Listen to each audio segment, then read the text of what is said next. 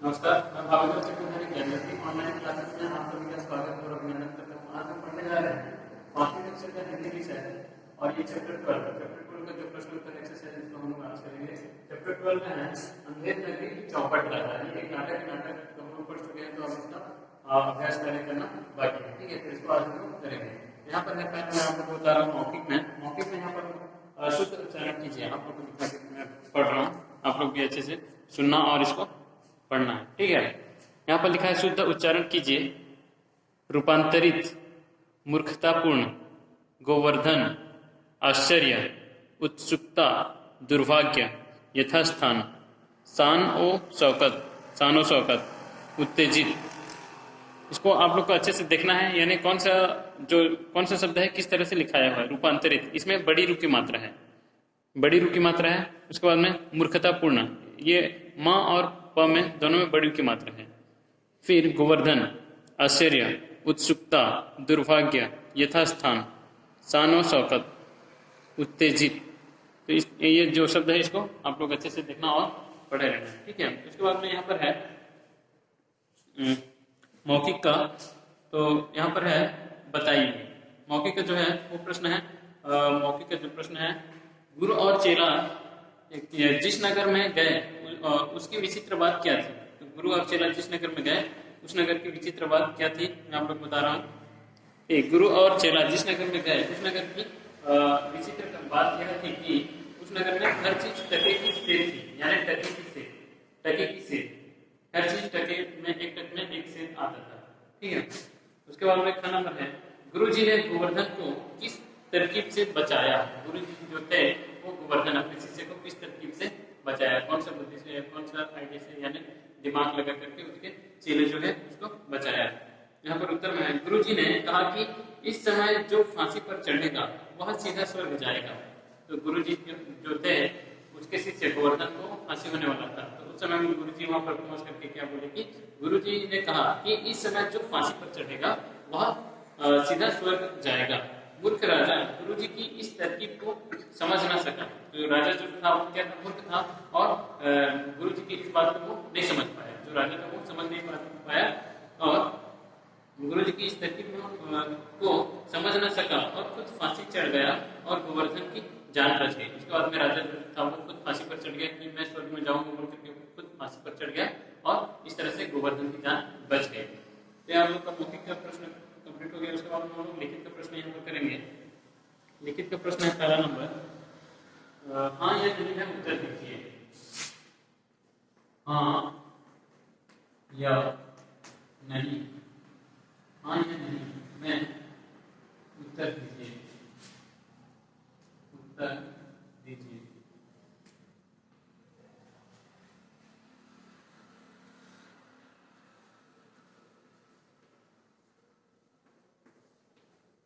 तो यहाँ पर हाँ या नहीं में उत्तर दीजिए। इसका पहला प्रश्न है, गुरु जी बहुत चालाक थे इसलिए शिष्य को छोड़कर चले गए। गुरु जी बहुत चालाक थे इसलिए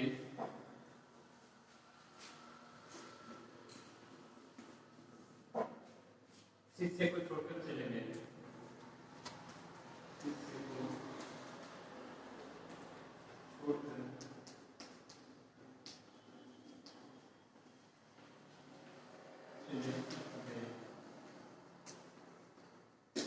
ये क्या होगा, गुरु जी बहुत चालाक थे, ये सही है, लेकिन इसलिए शिष्य को छोड़कर चले गए। इसलिए शिष्य को छोड़कर नहीं गए, बल्कि शिष्य जो थे वो वहीं पर रहने के लिए जीत किए। ठीक है, तो ये वाक्य जो है वो क्या होगा, सही नहीं होगा, ये गलत है। ठीक है, यहाँ पर हम लोग कैलकुलेट नहीं लिखेंगे। गुरु जी बहुत चालाक थे इसलिए शिष्य को छोड़कर चले गए, यहाँ पर क्या होगा, नहीं। ठीक है, उसके बाद में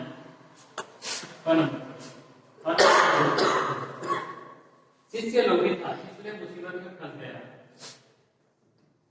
शिष्य लोभी, शिष्य जो था वो लोभी था इसलिए मुसीबत में फंस गए।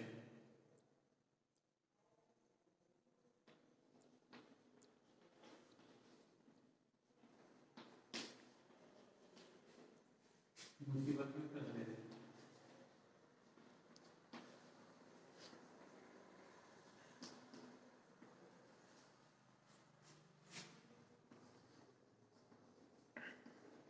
ये क्या होगा? हाँ होगा।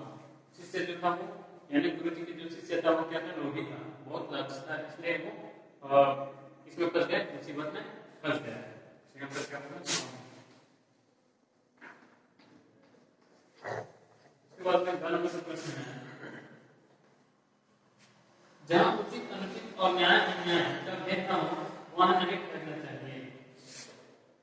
जहाँ उचित अनुचित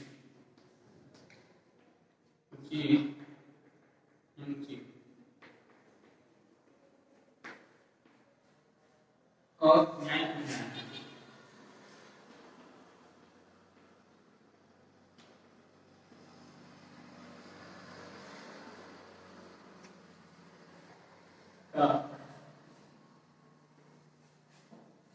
भेद न हो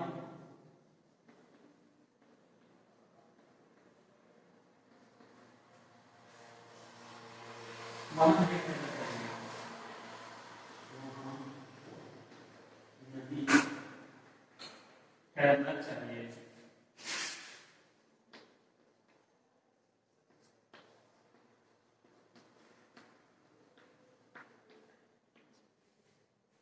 यहाँ पर क्या होगा? गणों पर क्या होगा? सही होगा, हाँ होगा या नहीं होगा? ये पढ़ते हैं, जहाँ उचित अनुचित और न्याय अन्याय का भेदभाव न हो वहाँ नहीं ठहरना चाहिए। तो ये क्या होगा? हाँ है कि नहीं? यहाँ पर लिखेंगे हाँ। उसके बाद में घन पर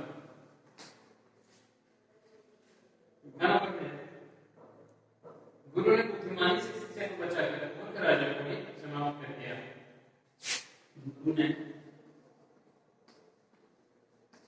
बुद्धिमानी से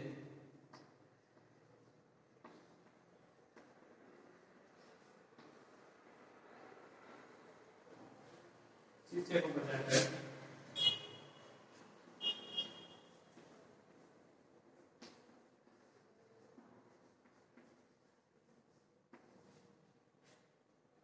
मूर्ख राजा को ही समाप्त कर दिया। मूर्ख राजा को भी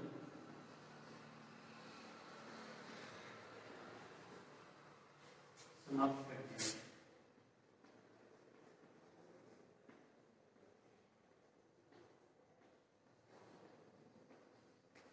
ये क्या होगा? हाँ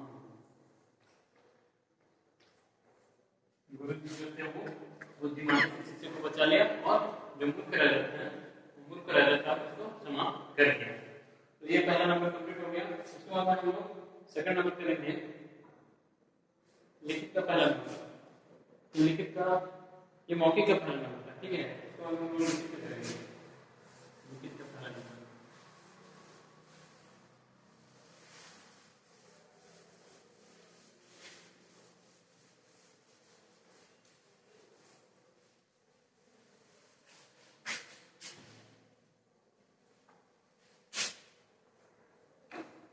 उचित विकल्प पर बोलना चाहिए।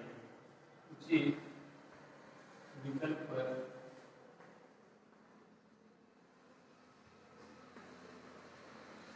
बोला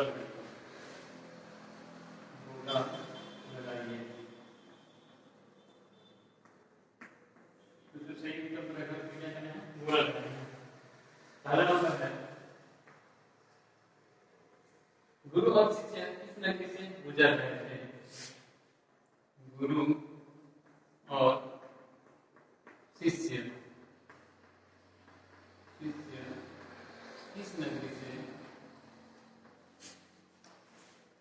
किस नगरी से गुजर रहे थे।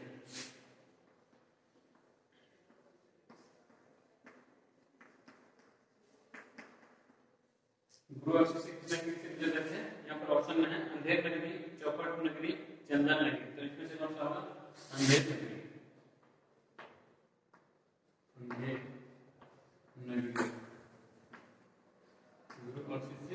अंधेर नगरी से गुजर रहे थे। उसके बाद में 1 नंबर का प्रश्न है, अंधेर नगरी में प्रत्येक वस्तु का मूल्य कितने का सेठ था? अंधेर नगरी में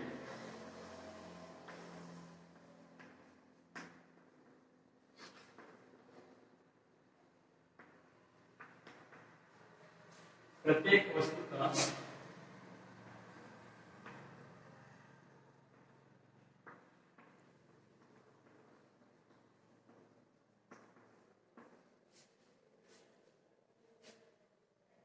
मूल्य कितने का सेठ था? मूल्य कितने का सेठ था?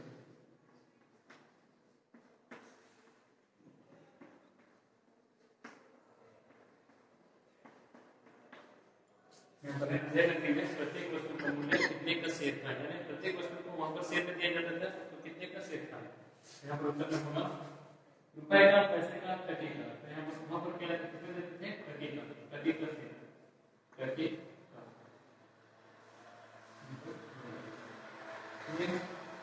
लिखित का नंबर कंप्लीट हो गया। उसके बाद में का नंबर क्या है? लिखित का अंधेर नगरी के राजा का नाम क्या था? अंधेर नगरी के राजा का नाम क्या था? राजा का नाम क्या था? अंधेर नगरी के राजा का नाम क्या था? यहाँ पर अंधेर नगरी के राजा का नाम चौपट था। यहाँ पर लिखा है चौपट। अंधेर नगरी के राजा का नाम चौपट था। उसके बाद हम लोग घन अंक करेंगे। घन अंक है यहाँ पर दीवार गिरने से कौन सा जानवर मर गया था? दीवार गिरने से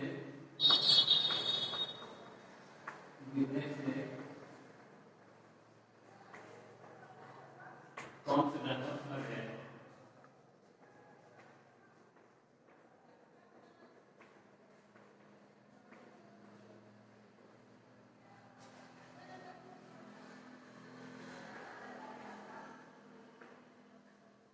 मर गया। दीवार गिरने से कौन सा जानवर मर गया था? यहाँ पर उत्तर में है भेड़, बकरी, गाय। ऐसे कौन सा होगा? बकरी। बकरी दीवार गिरने से बकरी मर गया। तो ये 4 हो गया। उसके बाद में एक और बचा है चेले का नाम क्या था? वहां पर लिख रहा हूं चेले का नाम, चेले का नाम क्या था? क्या जो चेला था उसका नाम क्या था? यहाँ पर गोवर्धन दास, गरीब दास, अमीर दास। तीनों से कौन सा होगा? गोवर्धन दास। गोवर्धन दास चेले का नाम गोवर्धन दास था। ये पहला नंबर कंप्लीट हो गया। उसके बाद हम लोग सेकंड नंबर करेंगे, उत्तर लिखिए। ठीक है,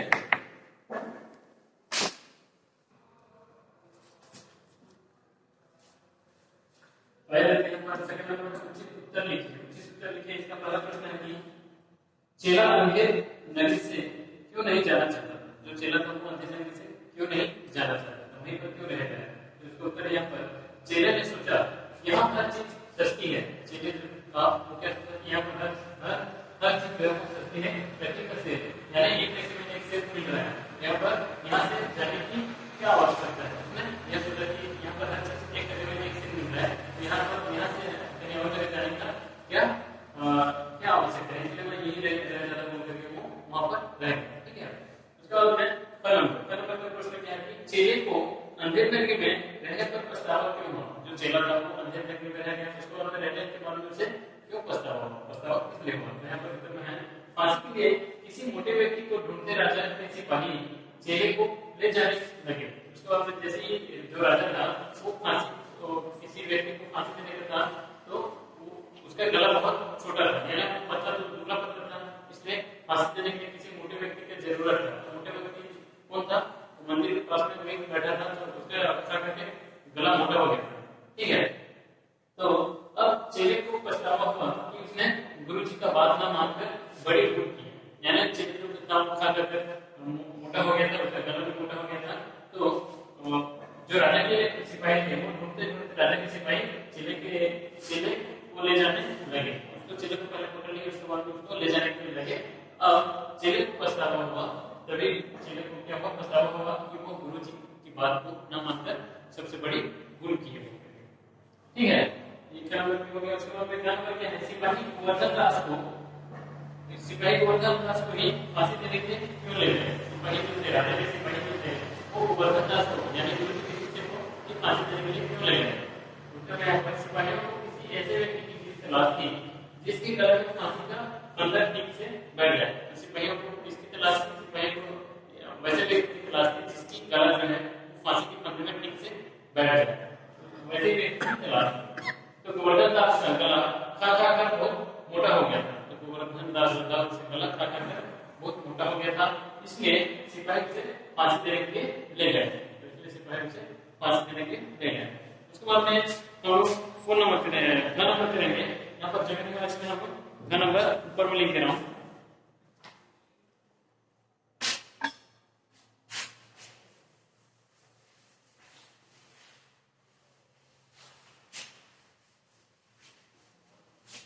ये घन नंबर पे लिखा हुआ है। इसके बाद में घन नंबर है,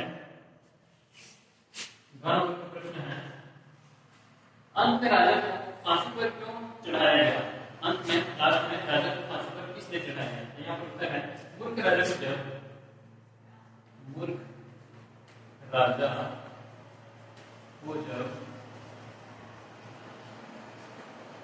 को जब बताया गया कि इस समय जो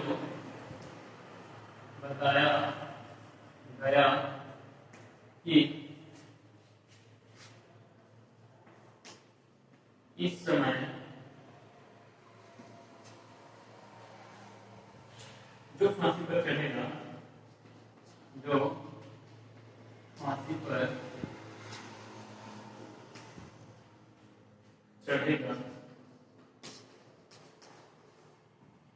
वह सीधा स्वर्ग पर सीधा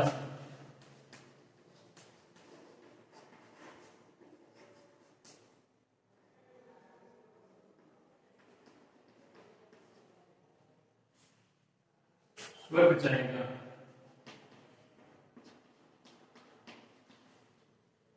राजा ने कहा कि हमारे उद्देश्य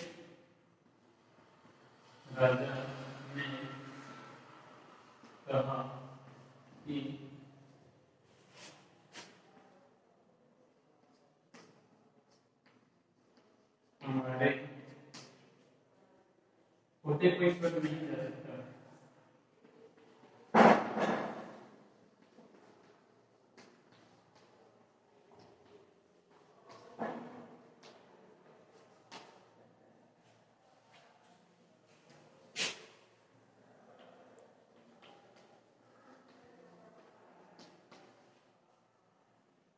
इसलिए राजा को फांसी पर चढ़ा दिया गया।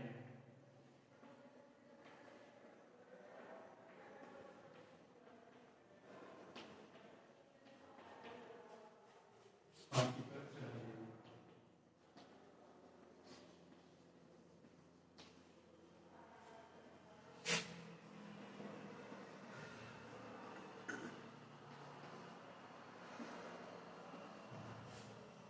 ठीक है, प्रश्न है, अंत में राजा को फांसी पर क्यों चढ़ाया गया। जो राजा था उसको अंत में फांसी पर क्यों चढ़ाया गया, क्योंकि जो राजा था वो मूर्ख था, उतना दिमाग नहीं था।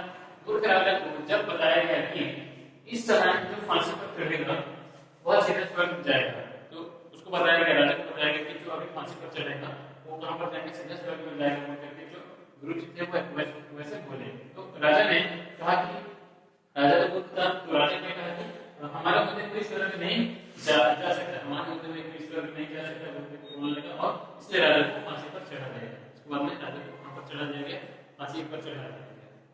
क्या आप लोग ये सेकंड नंबर कंप्लीट हो गया। उसके बाद थर्ड नंबर करेंगे, नीचे दी गई वर्ग पहली में नाटक के पात्रों पर बोला लगे। यहाँ पर वर्ग पहली बना करके जो नाटक में दिया हुआ है पात्रों पर बोला लगे।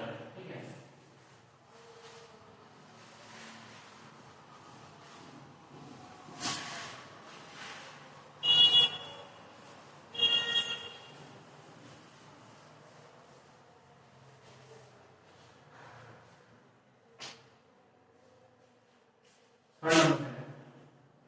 नीचे एक वर्ग पहली है,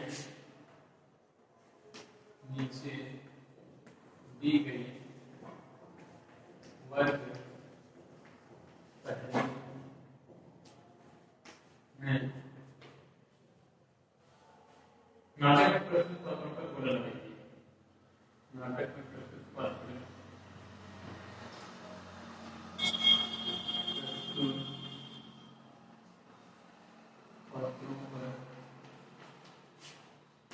बोला लगाइए।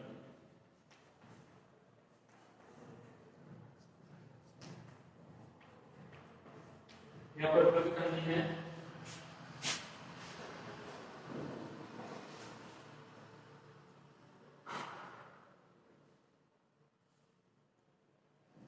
एक, दो, तीन, चार, पाँच और छः। यहाँ पर छः लाइन है, जब है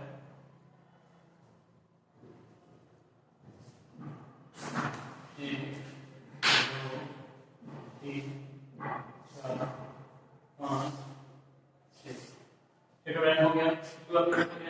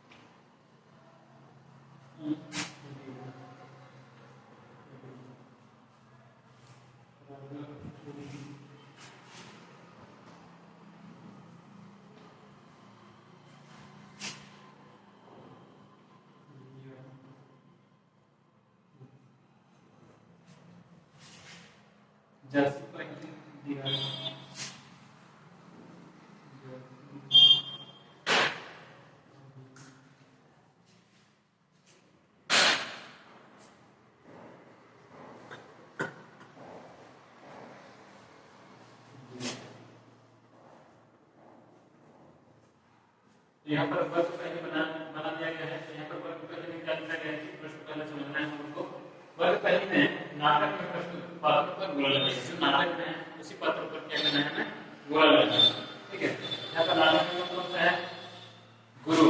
नाटक में गुरु का नाम है। उसके बाद में कोतवाल, उसके बाद में कौन सा है, कारीगर। कारीगर का नाम है। उसके बाद में कौन सा है, राजा। राजा है। उसके बाद में सिपाही भी है। सिपाही है यहाँ पर। कौन सा है, फरियादी। फरियादी है। कौन है, हलवाई।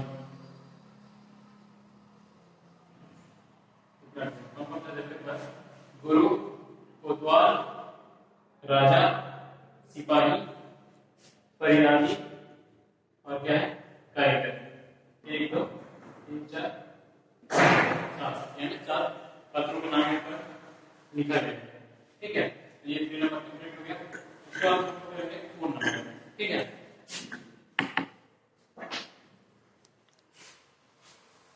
तो यहाँ पर दस क्या कहते हैं, इन वाक्यों के सामने क्रिया का काल लिखिए। आपको जानते हैं कि क्रिया काल, जैसे कि यहाँ पर है, काल के कितने दे देते हैं, 3 दे देते हैं। और यहाँ पर है, हम लोग काल किसे कहते हैं, क्रिया के करने या होने के समय हम लोग काल कहते हैं, है कि नहीं। यहाँ पर मैं आपको दिखा देना अपना, चेला अपना हाथ छुड़ा लेता है। तो ये कौन सा काल है, वर्तमान काल। चेला अपना हाथ छुड़ा लेता है।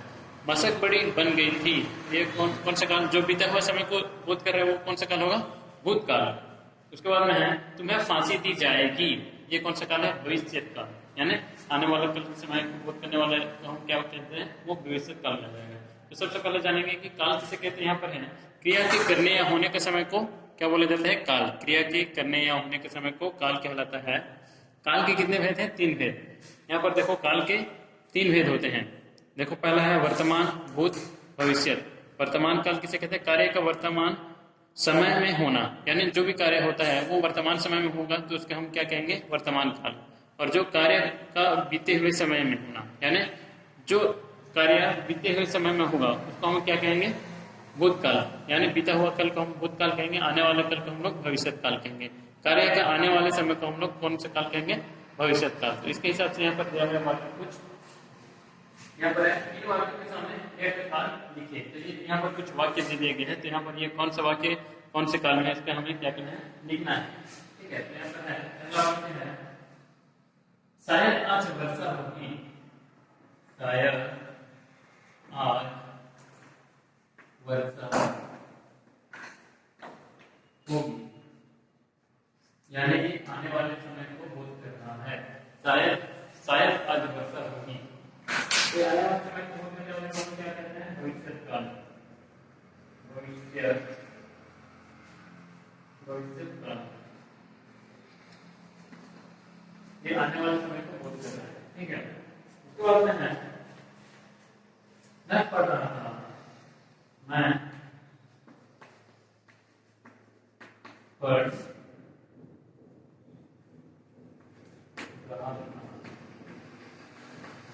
पढ़ रहा था, यानी पढ़ने का काम खत्म हो गया, मैं पढ़ रहा था। ये कौन सा काम में आएगा? भूतकाल।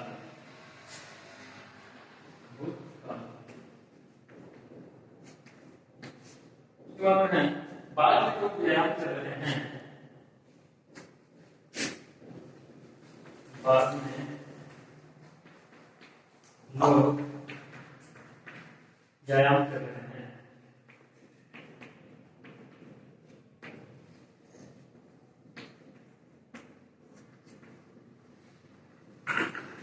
ये कौन सा काम है?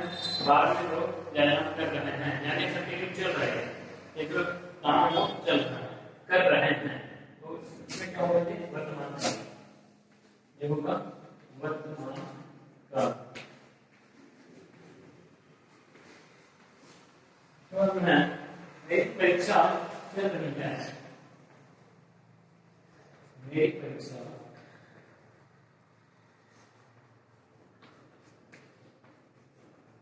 चल रही है। ये कौन सा काल होगा? मेरी परीक्षा चल रही है, यानी कंटिन्यू परीक्षा। ये होगा वर्तमान काल।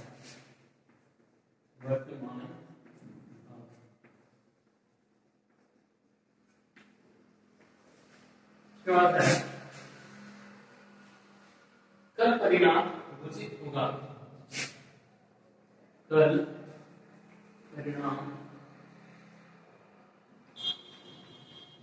घोषित होगा।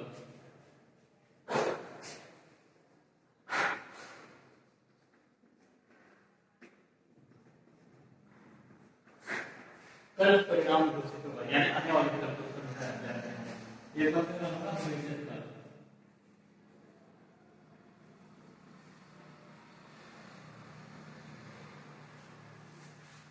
उसके बाद में मेरे पिताजी विदेश गए, मेरे पिताजी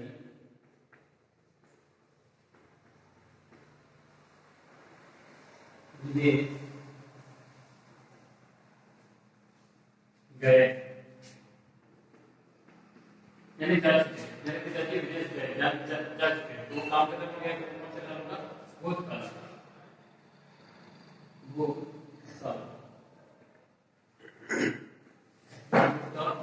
भाषा ज्ञान के पहले नंबर हो गया, यानी वाक्य के सामने क्रिया काल में लिख चुके हैं। पर शायद आज वर्षा होगी, यानी ये भविष्य काल, आने वाले कल को समझाया जाए, आने वाले कल नहीं, आने वाले समय को समझाया जाए। तो वहां पर भविष्य काल की मैं पढ़ रहा था, ये भूतकाल।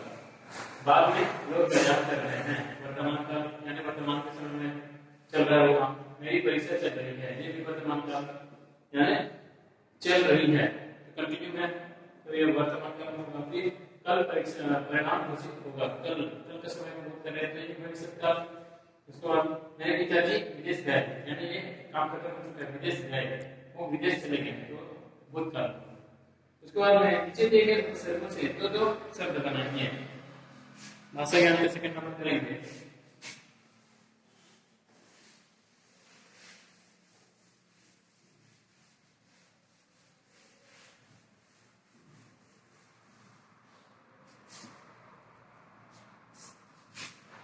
भाषा ज्ञान के सेकंड नंबर है नीचे दिए गए शब्दों से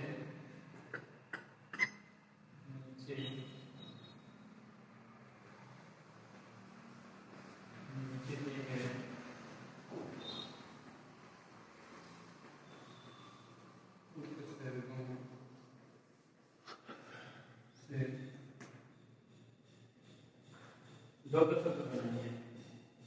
दो शब्द बनाएंगे।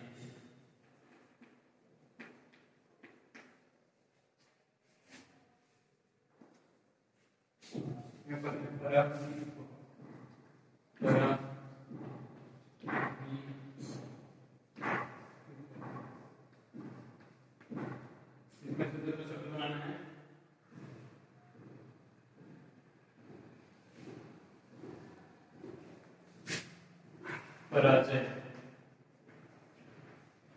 परामर्श, दो शब्द हो गया। एग्री, में बी से लिखिएगा विजय, विवेक, बी से भी हो गया।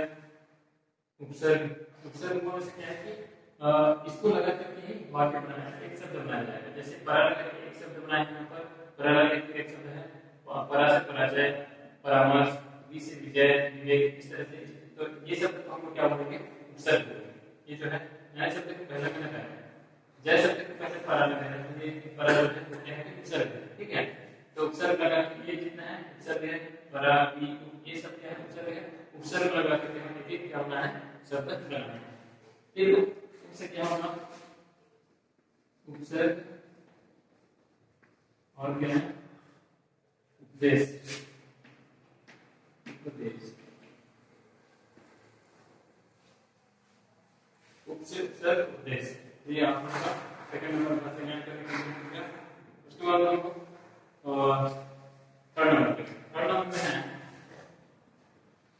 नीचे दिए गए विशेष शब्दों के लिए विशेषण शब्द लिखिए। नीचे दिए गए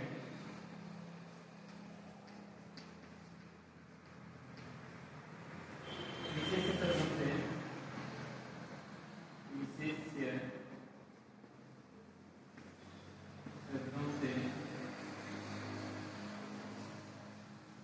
विशेषण शब्द लिखिए।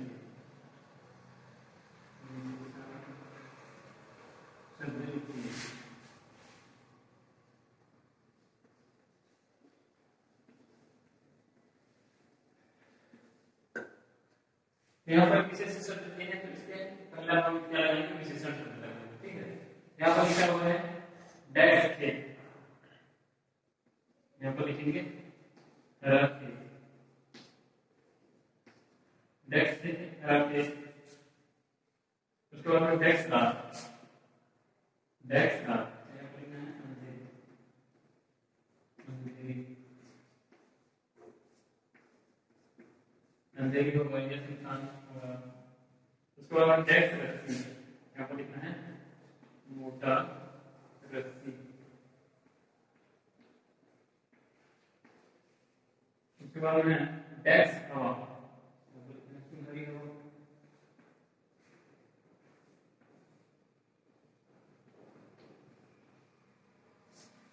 जो डैश है वो क्या है? यानी कि इसका जैसा है उसको यहाँ पर बोध कर रहा है। फिर रात, डैश रात, अंधेरी रात, रात कैसे है उसको यहाँ पर बोध कर रहा है। फिर रस्सी, डैश रस्सी, मोटा रस्सी, रस्सी कैसा है उसको यहाँ पर बोध कर रहा है। हवा, डैश हवा, हवा कैसे है उसको करिए, इसको यहाँ पर बोध कर रहा है। तो जो डैश रस्सी लिखा है वो क्या है? विशेषण है, और जो यहाँ पर थे रात, रस्सी, हवा, वो क्या है? विशेषण है। ठीक है, उसके बाद यहाँ पर और एक प्रश्न है, दिए गए शब्दों के सामने संज्ञा का भेद लिखिए।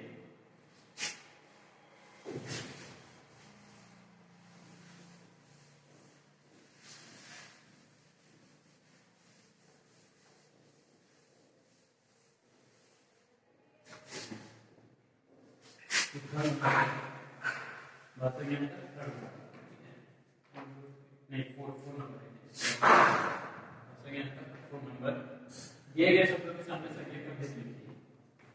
दिए गए शब्दों के सामने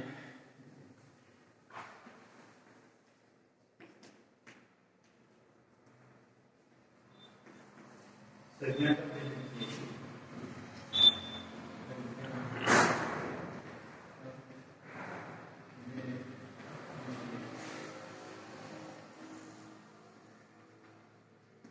यहाँ पर शब्द है संज्ञा का भेद लिखिए। यहाँ पर लिखा है सूरदास। सूरदास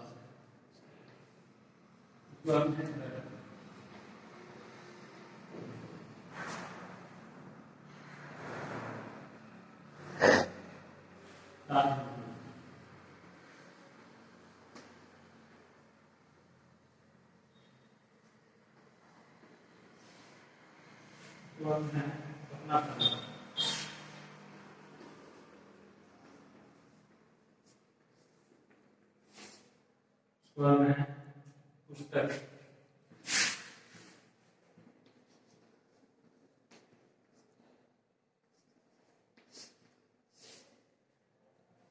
बादल।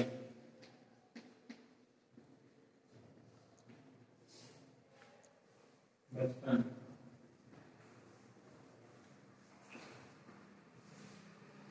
प्रश्न क्या है, दिए गए शब्दों के सामने संज्ञा का भेद लिखिए। यानी एक कौन सा संज्ञा को हमें क्या करना है, लिखना है। सूरदास, सूरदास एक किसको समझाया जा रहा है, एक व्यक्ति को समझाया जा रहा है, व्यक्ति के नाम से। ये क्या होगा, व्यक्तिवाचक। व्यक्तिवाचक व्यक्तिवाचक ये व्यक्तिवाचक संज्ञा है, ठीक है। इसको बाद घर एक वस्तु है तो ये क्या होगा, वस्तुवाचक। वस्तुवाचक उसके बाद में ताजमहल ताजमहल है वो नाम से बोलते हैं, ये क्या होगा, व्यक्तिवाचक। सॉरी घर है वो वस्तुवाचक है, ठीक है। उसके बाद में ताजमहल, ठीक है। यहाँ पर ताजमहल का है ये होगा व्यक्तिवाचक। व्यक्तिवाचक ये व्यक्तिवाचक कहते हैं, ये ताजमहल की नाम है। उसके बाद में अपना जो है क्या होगा, भाववाचक। भाववाचक यानी भाव जो प्रकट कर रहे हैं, ये भाववाचक होगा नहीं। पुस्तक, पुस्तक जो है क्या होगा, जातिवाचक।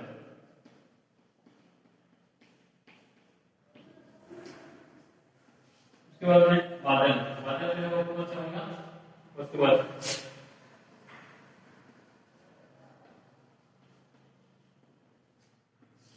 उसके बाद में बचपन, बचपन जो है क्या है, भाववाचक। भाववाचक। इसी तरह से आपका चैप्टर 12 अंधेर नगरी चौपट राजा, इसका जो अभ्यास कर जितना है वो सब यहाँ पर सूरदास है व्यक्तिवाचक, घर जातिवाचक, ताजमहल व्यक्तिवाचक, अपनापन भाववाचक, पुस्तक जातिवाचक, बादल वस्तुवाचक और बचपन भाववाचक। इस तरह से आप लोग का ये जितना भी भाषा के जितने भी प्रश्न था वो सब कंप्लीट हो चुका। और भी प्रश्न को चैप्टर 12 का जितना भी प्रश्न है अंधेर नगरी चौपट राजा का जितना भी प्रश्न होता है सब मैं कंप्लीट कर दूंगा। अब आपका काम है कि बुक और कॉपी दोनों में कंप्लीट करके अच्छे से सुंदर हैंडराइटिंग में आपको लिखना है और इसको जितना भी प्रश्न है उसको याद करना है। इसी के साथ में विद्यालय आज के लिए इतना ही, काफी धन्यवाद।